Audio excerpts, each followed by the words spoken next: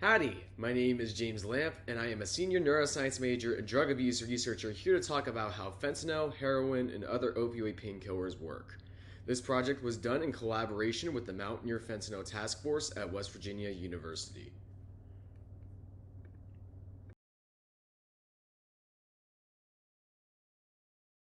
So, what is an opioid? Opioids are any substances that are derived from compounds found within the opium poppy, a red flower that grows around the world, particularly in Afghanistan.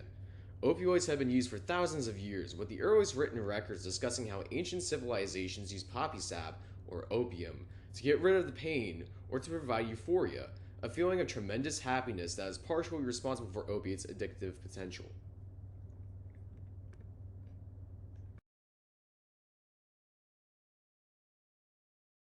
Later, morphine was developed from this raw sap. This compound is much more potent and considered cleaner than what was available previously through opium. Morphine is still used around the world today as the painkiller of choice, especially in emergency situations such as during war or physical trauma.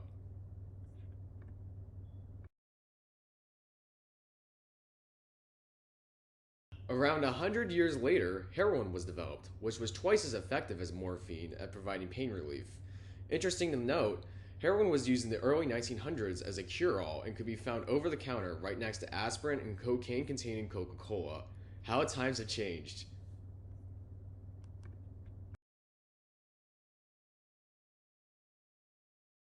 Finally, in the 1950s, fentanyl was developed. This compound revolutionized pain relief, with it being over 100 times more potent than morphine, but came at a serious risk of mortality and addiction. I have included a picture here of rainbow fentanyl, which is cut with dyes to seem more fun and less deadly.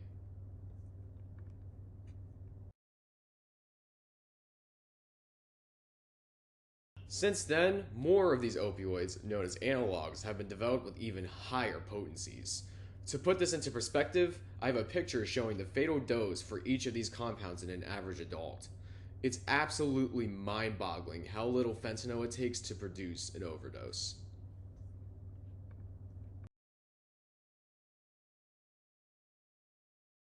Despite all these compounds having different chemical structures and characteristics, they all work in the same exact way. The brain consists of hundreds of millions of synapses. This is where information is processed, and I have a diagram of one shown here. And these synapses are a wide variety of receptors, shown in blue, which each respond to a certain chemical cue called a neurotransmitter, which is shown in green, released by the brain naturally and cause a change in how information is processed. It turns out that opioids have three specific receptors to them, but only one, the Mu Opioid Receptor, is responsible for their addictive potential. Morphine, heroin, fentanyl, and all other opioid painkillers work by acting like naturally occurring neurotransmitters and activating the Mu Opioid Receptor.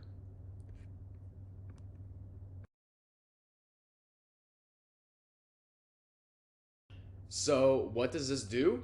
The mu opioid receptor does two primary actions. The first thing it does is inhibit the activation of neurons in the brain that are primarily linked to pain signaling. This gets rid of your pain, but if you take too much, you risk decreasing the activity of neurons that are responsible for vital functions, such as breathing and your heartbeat. This is how overdose occurs. The second thing it does is increase the amount of dopamine found in the reward areas of your brain. I'm sure you've heard that dopamine makes you feel really good. It's normally released when you do things that help you survive and thrive, such as socializing or eating. However, it's also released in all drugs of abuse, with opioids being no exception. It makes you feel good there in the moment, but over time, you will start building a tolerance against this dopamine rush. This means that you need both more opioids to get the same good feeling that you experienced previously, and you start losing that natural good feeling from everyday life, leading to illnesses such as depression.